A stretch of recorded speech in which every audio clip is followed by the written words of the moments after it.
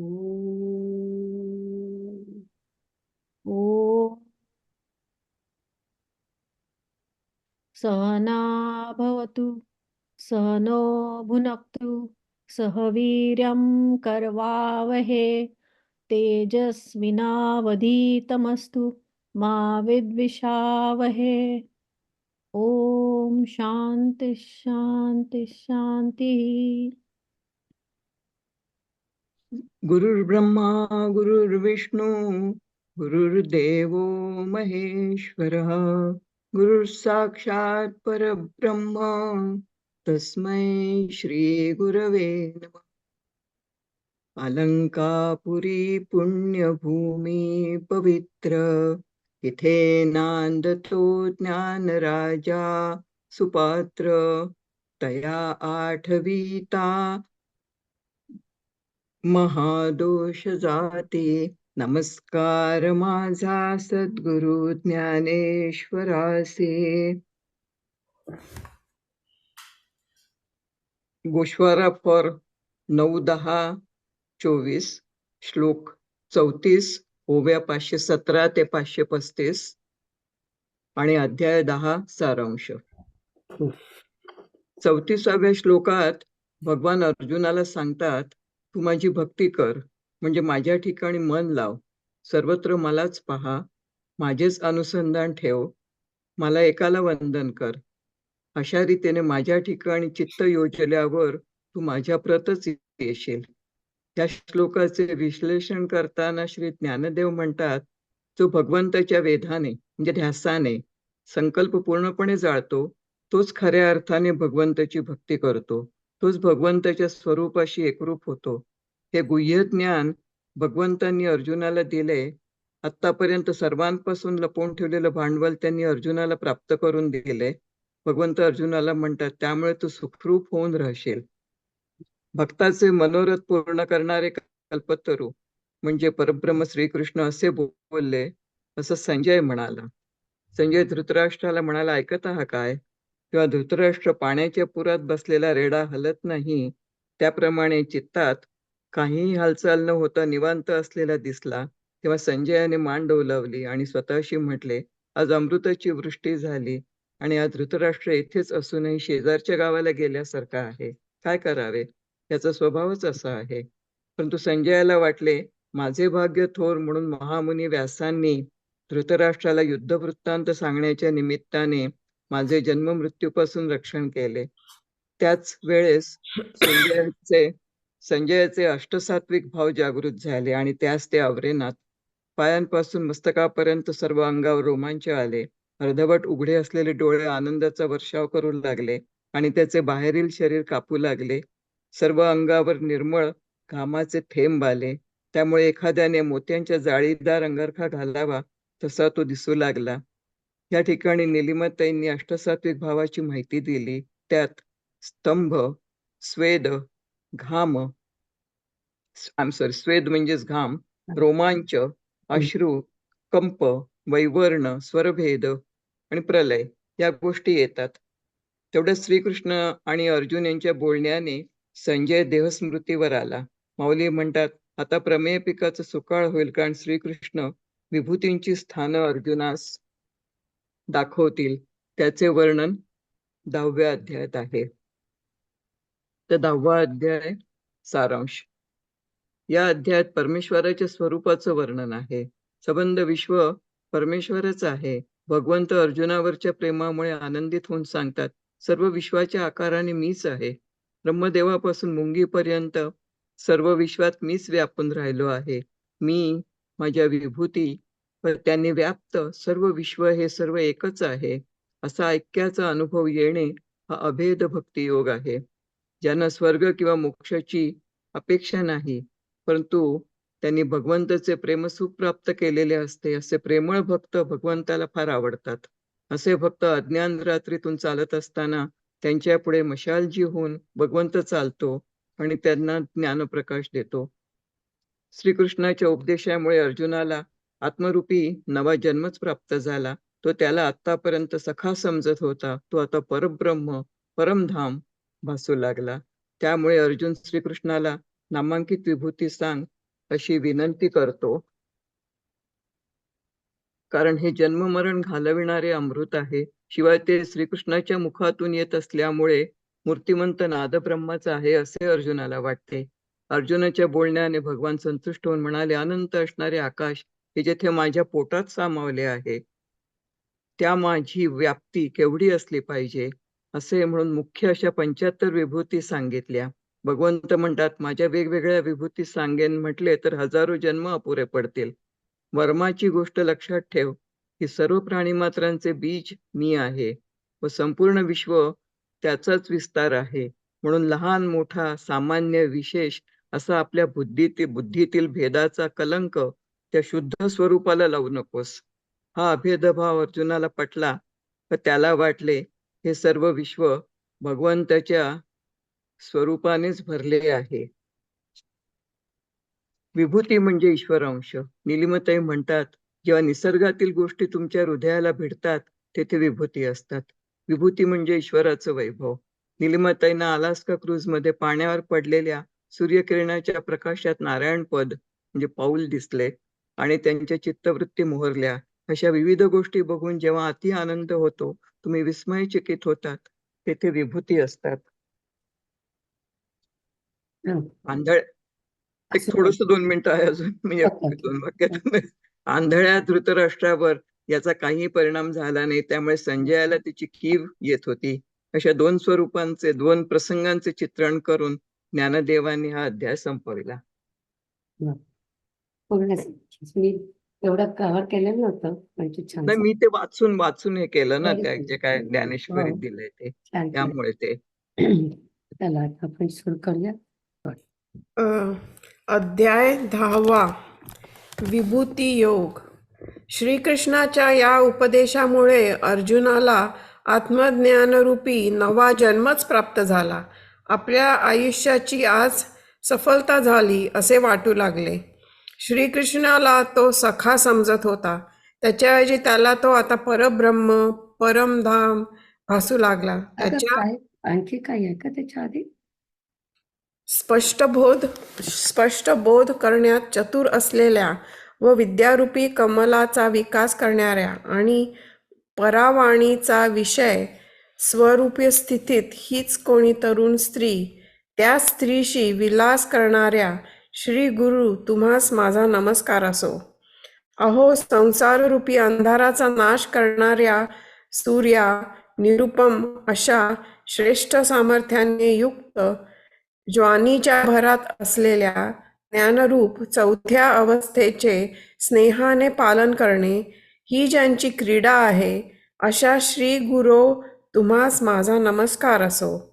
अहो सर्व जगाचे पालन करणारे सर्व जगाचे पालन करणारे कल्याणरूपी रत्नांची खाण असलेले, भक्तरूपी वनातील चंदन असलेले आणि पूजा करण्यास योग्य असलेले देव तुम्हास माझा नमस्कार असो. शहाण्या चित्तरूपी चकोरास आनंद देणाऱ्या चंद्रा, ब्रह्मानुभवाच्या राजा, वेदगुणांच्या समुद्रा व कामाला मोहित करणाऱ्या तुम्हाला माझा नमस्कार असो. शुद्ध भावाने भजन करण्यास योग्य असणारे, संसाररूपी हत्तीच्या गंडस्थळाचा नाश करणारे व विश्वाच्या उत्पत्तीचे स्थान असणारे, अहो श्री गुरुराया तुम्हाला माझा नमस्कार असो. तुमची कृपा हाच कोणी गणेश, तो जेव्हा आपले सामर्थ्य देतो तेव्हा सर्व विद्यांमध्ये बालकाचा देखील प्रवेश होतो. आपण जे श्री गुरुदेव व त्या आपली उदार वाणी जेव्हा भिवू नकोस असे आश्वासन देते, तेव्हा शांतादी नवरसरूपी दिव्यांचा ठाव लागतो. म्हणजे दिवे नवरसरूपी प्रज्वलित केले जातात. महाराज, आपले प्रेम हीच कोणी सरस्वती. तिने जर मुक्याचा अंगीकार केला तर तो पैजेने बृहस्पती बरोबर वादविवाद करतो. हे राहू द्या, ज्याच्यावर आपली कृपादृष्टी पडते अथवा आपला वरदहस्त ज्याच्या मस्तकावर ठेवला जातो तो जीवच खरा, परंतु तो शिवाच्या बरोबरीला येतो. एवढ्या सर्व गोष्टी ज्या सामर्थ्याने होतात त्याचे मी कोणत्या विशेष बोलण्याने वर्णन करू? सूर्याचे शरीर चकाकीत दिसावे म्हणून त्यास लोखंडाच्या आरशाप्रमाणे घासण्याची जरूर आहे काय? कल्पतरूला फुलद्रूप होण्यास मोहोर कशाला फुटावयास पाहिजे? क्षीरसमुद्राला कशाने पाहुणचार करावा? त्याचप्रमाणे कोणत्या वासाच्या योगाने कापराला सुगंधित करावे? चंदनाला कशाची उटी लावावी? अमृताचे पक्वान्न कसे तयार करावे? आकाशावर मांडव घालणे शक्य आहे काय? त्याप्रमाणे श्री गुरूंच्या मोठेपणाचे आकलन करणारे साधन कोठे आहे? कोठेही नाही. हे लक्षात घेऊन मी निमूटपणाने त्यांना नमस्कार केला. जर बुद्धीच्या संपन्नतेवर समर्थ श्री गुरुचे यथार्थ वर्णन करू म्हणेन तर ते माझे करणे मोत्यांना चकाकी येण्याकरिता अभ्रकाचे पूट देण्यासारखे होईल. 15.5 दराच्या 52 कशी सोन्याला ज्याप्रमाणे चांदीचा मुलामा द्यावा त्याप्रमाणे मी केलेल्या स्तुतीच्या भाषणाचा प्रकार होणार आहे. म्हणून यापुढे काही न बोलता आपल्या पायावर मस्तक ठेवावे हेच बरे. नंतर ज्ञानेश्वर महाराज म्हणाले, अहो स्वामी, चांगल्या प्रेमाने ज्ञानेश्वर आमचा आहे या भावनेने तुम्ही माझ्याकडे पाहिले. त्यामुळे कृष्णार्जुना संवादारूपी गंगा यमुनांच्या संगमाच्या प्रयागावर मी वड झालो. मागे दूध दे अशी विनंती केल्यावरून सर्वच क्षीरसमुद्राची वाटी करून शंकराने उपमन्यूच्या पुढे जशी ठेवली, किंवा वैकुंठाधीश प्रभूने रुसलेला जो ध्रुव त्याची अढळपदाचा खाऊ देऊन कौतुकाने समजूत घातली, त्याप्रमाणे गीता जी ब्रह्मविद्येचा राजा आहे व सर्व शास्त्रांचे विश्रांती स्थान आहे, ती भगवद्गीता मी प्राकृत ओविछंदात गावी असे श्री गुरुने केले. हे पहा, शब्दरूपी अरण्यामध्ये वाटेल तितके भटकलेले असता त्या वाचारूप वृक्षास विचाररूप फळे आल्याची गोष्ट कानावर येत नाही, परंतु ती वाचाच विचारांचा कल्पवृक्ष केली. माझ्या बुद्धीने जे देहाशी एकसारखे तादात्म्य केले होते त्या माझ्या बुद्धीला देहातादात्म्यापासून सोडवून आनंदरूपी खजिन्याची खोली केली आणि माझे मन गीतेच्या अर्थरूपी क्षीरसमुद्रात महाविष्णू झाले. त्याप्रमाणे श्री गुरूंच्या एक लीला आहेत. त्या अनंत असल्यामुळे त्यांचे वर्णन करण्याचे मला कसे कळेल? असे असूनही बेडरपणाने जो काही मी अनुवाद केला तो महाराज सहन करा. एवढा वेळ आपल्या कृपेच्या प्रसादाने मी भगवद्गीतेचा पहिला भाग विनोदाने ओवीच्या छंदात वर्णन केला. पहिल्या अध्यायामध्ये अर्जुनाचा खेद सांगितला, दुसऱ्यामध्ये स्पष्ट निष्काम कर्मयोग सांगितला, परंतु ज्ञानयोग आणि बुद्धियोग यांच्यात काय फरक आहे तो दाखवून सांगितला. तिसऱ्यात केवळ कर्मयोग सांगितला, तोच कर्मयोग चौथ्यात ज्ञानासह सांगितला आणि पाचव्यात गुढी रीतीने अष्टांग योग सांगितला. ज्याच्या योगाने जीवात्म्याचे ऐक्य होते तेच योगाचे तत्व आसनापासून प्रारंभ करून तो समाधीपर्यंत स्पष्ट तऱ्हेने 6व्यात उघड केले. त्याचप्रमाणे योग सिद्ध झालेल्याची स्थिती आणि योगाचे आचरण करीत असता मध्येच मरण आलेल्यास जी गती प्राप्त होते तो सर्व विचार 6व्या अध्यायात सांगितला. त्यानंतर 7व्यात आरंभिक कारण अशा 2 प्रकारांनी प्रकृतीचे रूप सांगून भगवंताला भजणारे जे 4 प्रकारचे भक्त त्यांचे वर्णन केले. नंतर 7व्या अध्यायात शेवटी सांगितलेल्या 7 वाक्यांसंबंधी 8व्याच्या आरंभी अर्जुनाने विचारलेल्या 7 प्रश्नांची उत्तरे देऊन प्रयाणसिद्धीचा प्रकार सांगितला.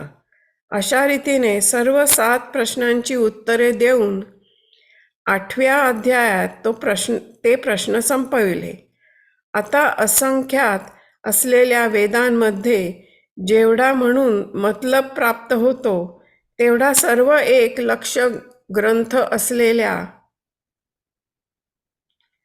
महाभारतामध्ये सापडतो.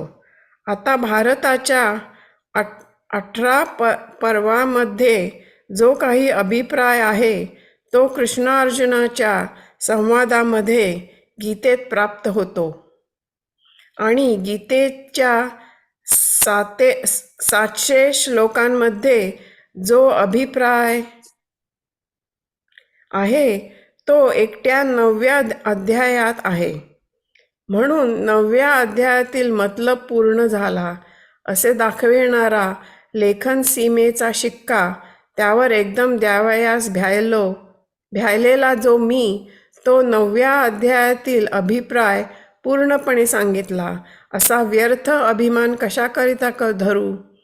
अहो, गूळ साखर व राब यांचे आकार जरी एकाच रसाचे झाले आहेत, परंतु त्यामध्ये गोडीचा स्वाद जसे निरनिराळे आहेत, त्याप्रमाणे 18 अध्याय हे एकाच गीतेचे आहेत व त्यामध्ये एकाच ब्रह्मरसाचे वर्णन आहे, पण त्यांच्या परिणामाकडे पाहिले तर ते निरनिराळे आहेत.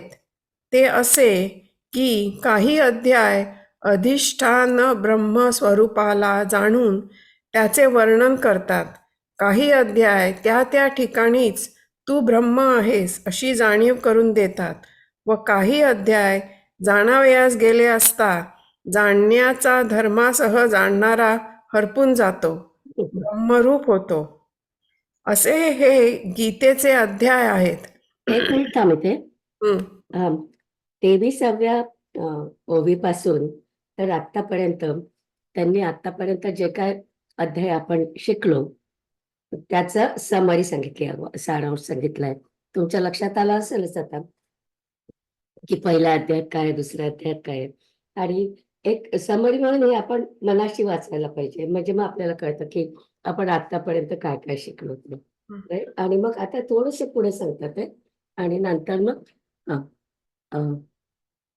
चालेल पुढे.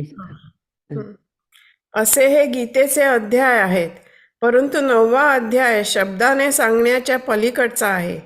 तो देखील मी स्पष्ट करून सांगितला. महाराज, ही सर्व शक्ती आपली आहे. एकाच्या वशिष्ठ ऋषीच्या काठीने सूर्याप्रमाणे प्रकाश केला, एकाने विश्वामित्राने ज्या जगाहून वेगळे जगच निर्माण केले, एकाने नलवानराने दगड पाण्यावर टाकून समुद्रावरून सैन्य पार उतरवून नेले.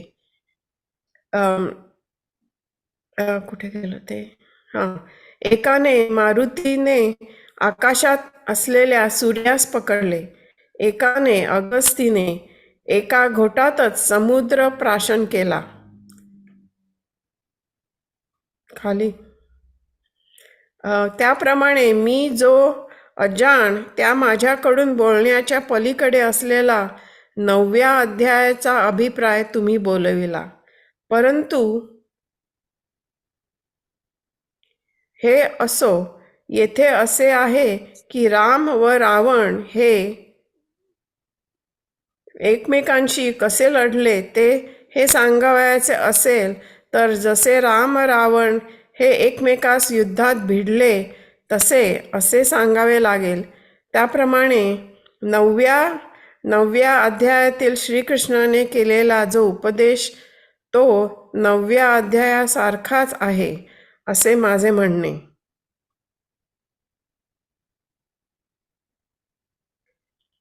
आहे. हा मी केलेला निर्णय ज्याला गीतेच्या अर्थाचे आकलन झाले आहे त्या तत्ववेत्याला पटेल.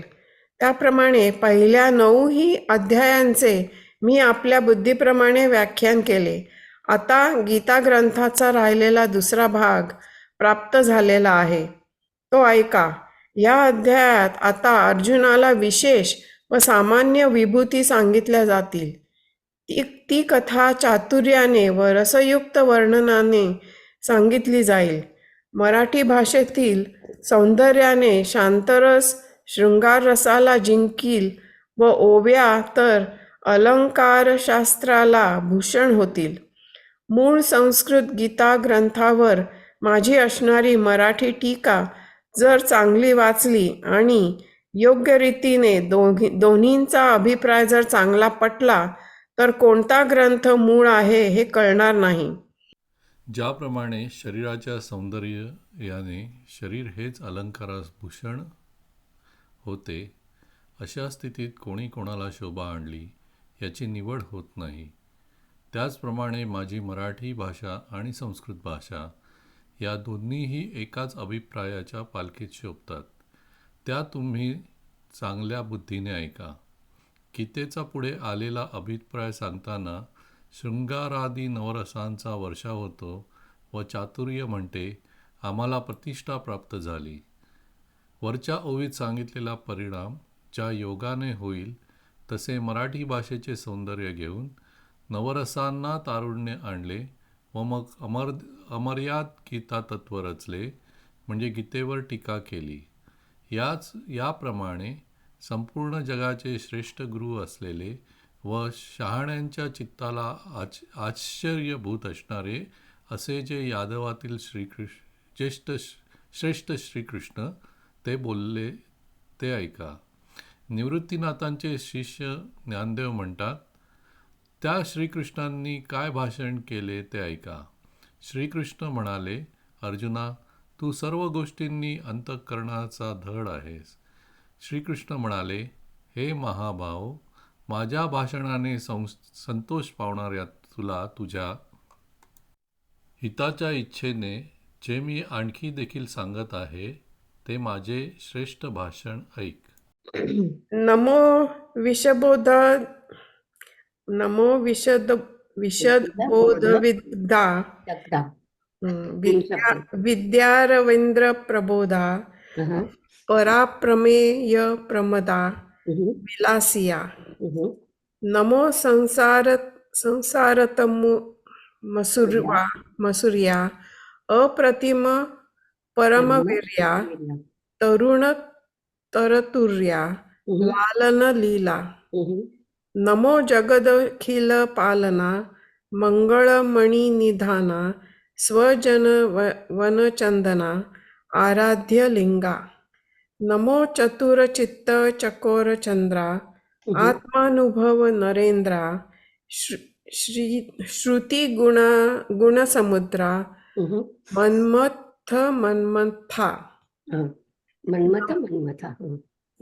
मन्मथा. नमो सुभाव भजना भवे भकुंभ भंजना विश्वोद्भव भुवना श्री गुरुराया. तुमचा अनुग्रहो गणेशु जय दे आपुला सौरसू तै सारस्वती प्रवेशु बाळकाही आथी. दैविकी उदार वाचा जय उद्देशु दे नाभिकाराचा तै नव रसद दीपांचा ठावो लाभे. जी आपुलिया स्नेहाची वागेश्वरी जरी मुक्के याते अंगीकारी तो वाचस्पतीशी करी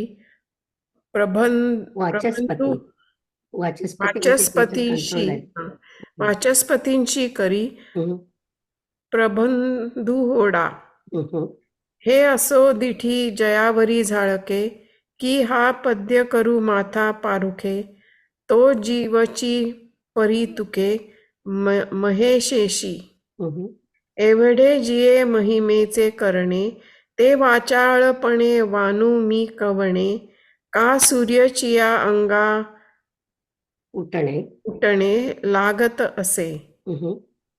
केहुता कल्पतरुवरी फुलवरा हम्म. कायसेनी पाहुणेरू ते आता क्षीरसागरा शिवसागरा ऐसा क्षीरसागरा क्षीर म्हणजे दूध. क्षीरसागर ना ते दिसत नाहीये. हम्म. ऐसा कवणे वासी कापुरा हम्म. सुवासू देवो हम्म. चंदनाते पुढे दिसत नाही. कायसेती कायसेनी कायसेनी अमृताते हा अमृताते रांधावे. केऊते रांधावे गगनावरी उभवावे धडे धडे केवी. तर ते आता तैसे तैसे श्री गुरुचे महिमान महिमा, आकळीत असे साधन हे जाणवणी मिया नवन. नमन निवांत केले. तरी प्रज्ञेचेनी आथिलेपणे गुरु समाधी रूप म्हणे. तरी मोतियांसी भिंग देणे तैसे होईल.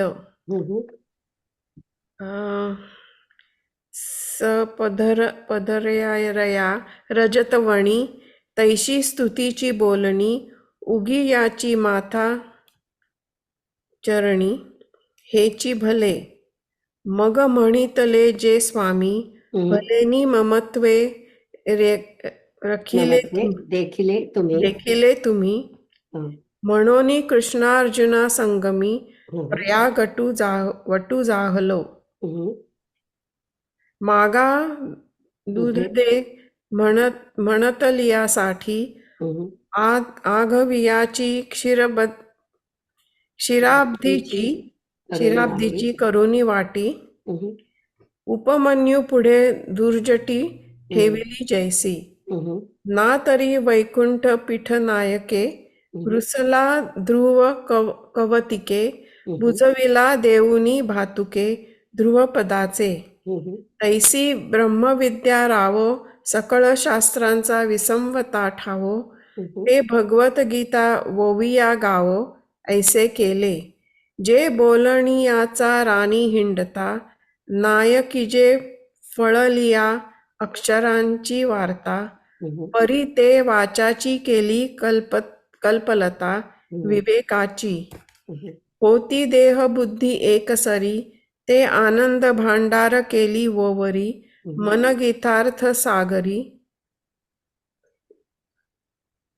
जळशयन झाले. तैसे एक देवांचे करणे ते अपार बोलो केवी मी जाणे. तरी अनुवादलो धीटपणे ते उपास हिजोजी. आता आपुलेनी कृपाद प्रसादे मी या भगवत गीता वोवी प्रबंधे पूर्वखंड विनोदे वाखणिले. प्रथमी अर्जुनाचा विषादू दुजी बोलीला योग विशदू. परी सांख्यबुद्धीसी भेदू दाऊनिया. तिजी केवळ कर्म प्रतिष्ठले तेची चतुर्थी ज्ञानेशी प्रगटिले. पंचमी गवरिले योगतत्व तेची षष्ठा माझी प्रगट. आसनालगोनी स्पष्ट जीवात्मा भाव एकवाट होती जेणे. तैशीची जे योगस्थिती आणि योगभ्रष्टा जे गती ते आघवीची उपपत्ती.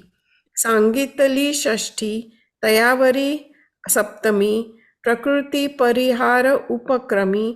भजती जे पुरुषोत्तमी ते बोलिले चारी. पाठी सप्तमीची प्रश्नसिद्धी बोलोनी प्रयाणसिद्धी. एवम ते सकल वाक्य अवधी अष्टमाध्यायी. आता शब्दब्रह्मी असंख्याके जे तुल काही अभिप्राय पीके. ते तुला महाभारते ऐके लक्षे जोडे.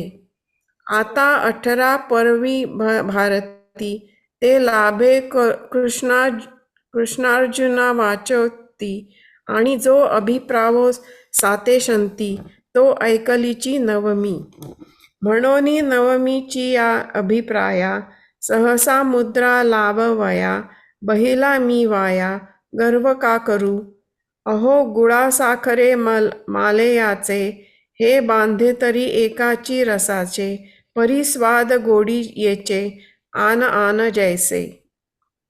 एक जाणोनिया बोलती, एक ठाये ठावो जाणविती, एक जाणो आता हारपती, जाणे ती गुणेशी.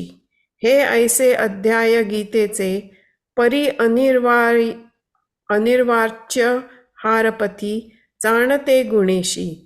हे ऐसे अध्याय गीतेचे, परी अनिर्वाच्य नवमाचे, ते अनुवादलो हे तुमचे सामर्थ्य प्रभू. काय एकाची काठी तपिन्नली, एकी सृष्टीवरी सृष्टी केली, एकी पाषाण वावनी उतरली समुद्री कटके, एकी आकाशी सूर्या ते धरिले, एकी समुद्र चुळी भरिले, तैसे मज नेणत या करवी बोलविले, अनिर्वाच्य तुम्ही. परी हे असो येथ ऐसे, राम रावण झुंजिले कैसे, राम रावण जैसे, मिनले समरी. तैसे नवमी कृष्णाचे बोलणे, ते नवमी चियाची ऐसे मी म्हणे, या निवाडा तत्वज्ञू जाणे, जया गीतार्थू हाती. एवं नवही अध्याय पाहिले, मिया मती सारखे वाखाणिले, आता उत्तरखंड उपाहिले, ग्रंथाचे ऐका. येथ विभूती प्रतिविभूती, प्रस्तुत अर्जुन सांगी जेती, ते विगदा रसवृत्ती, म्हणी पैल कथा. देशी येचेनी नागरपणे, शांतू शृंगाराते जिणे, तरी ओविया होती लेणे, साहित्यासी. मूळ ग्रंथीची या संस्कृता, वरी मराठी नीट पढता, अभिप्राय मानलिया उचिता, कवणभूमी हे न चेजवे. जैसे अंगोचीने सुंदरपणे, लेणियासी अंगाची होय लेणे, अलंकरिले कवण कवणे, हे निर्वचेना. तैसी देशी आणि संस्कृत वाणी, एक भावार्थाचा सोकासनी, शोभती आयणी चोखट ऐका. उठवलिया भावरूप, करिता रसवृत्तीचे लागे वडप, चातुर्य म्हणे पडप, जोडले आम्हा. तैसे देशी येचे लावण्य, हिरोनी आणिले तारुण्य, मग रचिले अगण्य गीता तत्व. तैसे चराचर परमगुरु, चतुर्चित्त चमत्कारू, तो ऐका यादवेश्वरू, बोलता जाहला.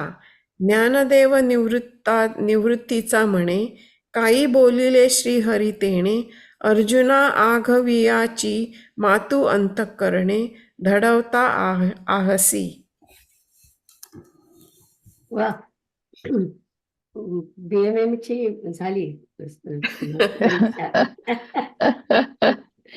मराठीची परीक्षा झाली. Okay, thank you Neeta. अवघड होता पण छान वाचलंस. आता आता मनीषा माझं ताई वाचेल.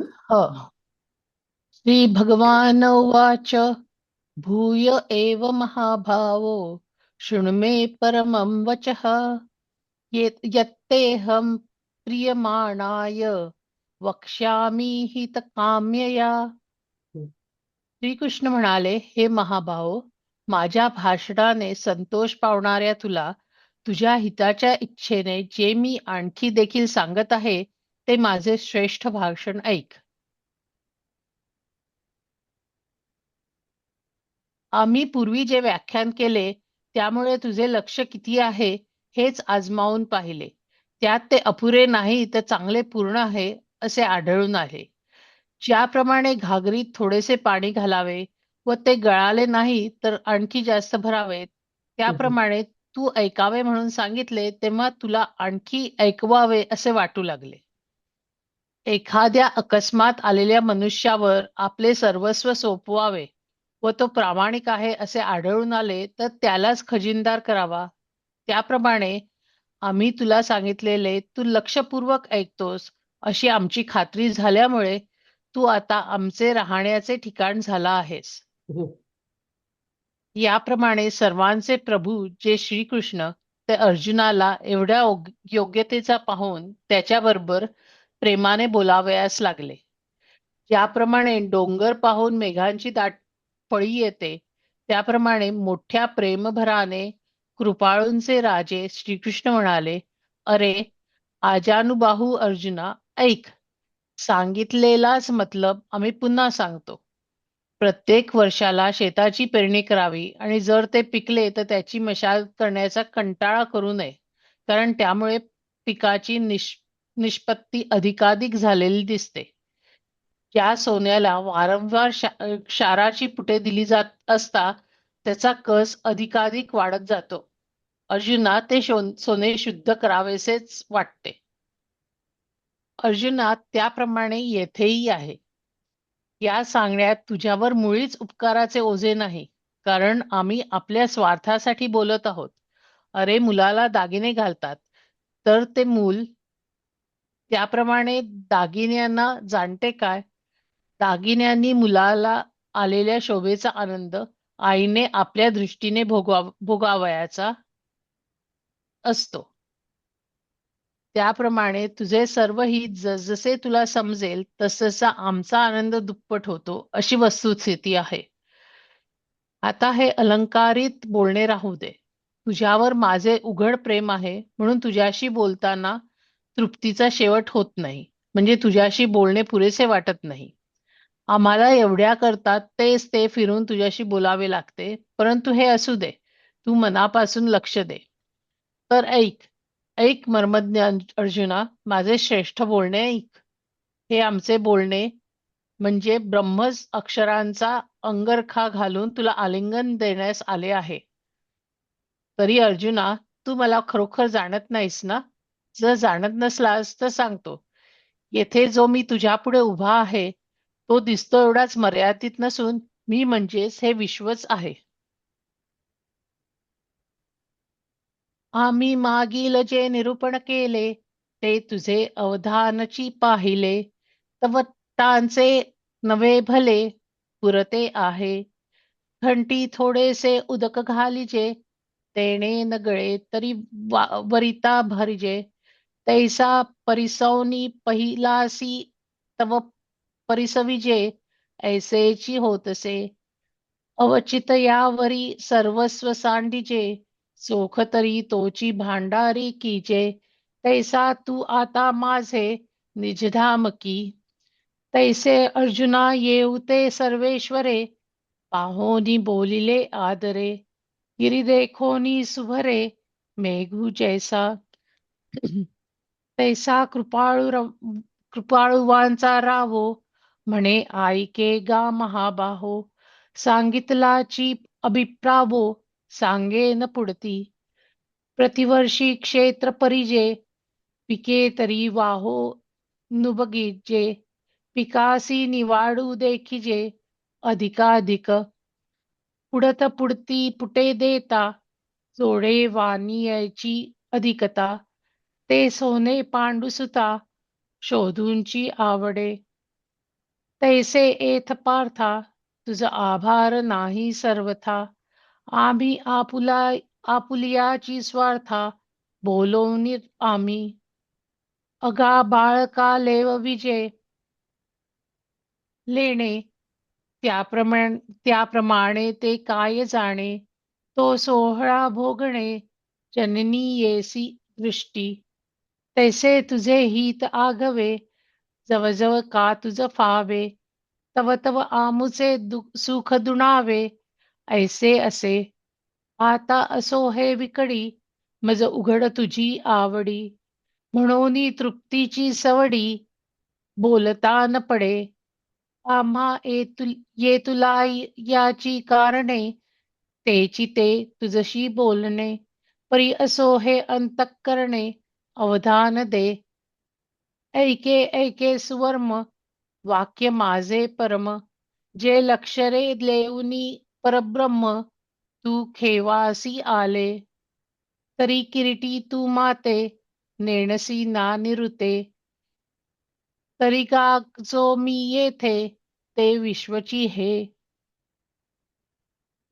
आता विश्वात्मके देवे येणे वाग्यज्ञे तोषावे तोषो निमज द्यावे पसाय दानहे जे खळांची व्यंकटी सांडो तया सत्कर्मी रती वाढो भूता परस्परे पडो मैत्र जीवांचे दुरितांचे तिमिर जावो विश्वस्वधर्म सूर्ये पाहो जो जे वांशील तो ते लाहो प्राणिजात वर्षत सकळ मंगळी ईश्वर निष्ठांची मांदियाळी अनवर्त भूमंडळी भेट तू भूता चला कल्पतरूंचे आरव चेतना चिंतामणींचे गाव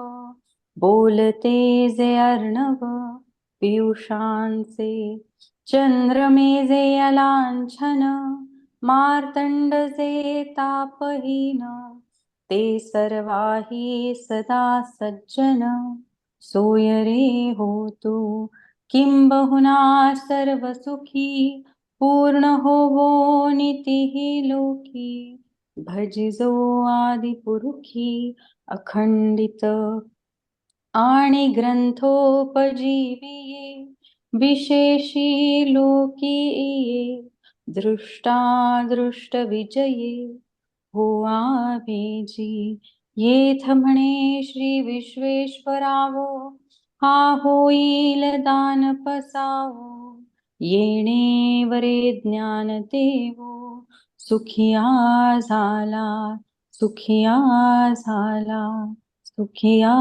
झाला. ओम पूर्णमद पूर्णमिदं पूर्णात् पूर्णमुदच्यते पूर्णस्य पूर्णमादाय पूर्णमेवावशिष्यते. ओम शांति शांति शांति.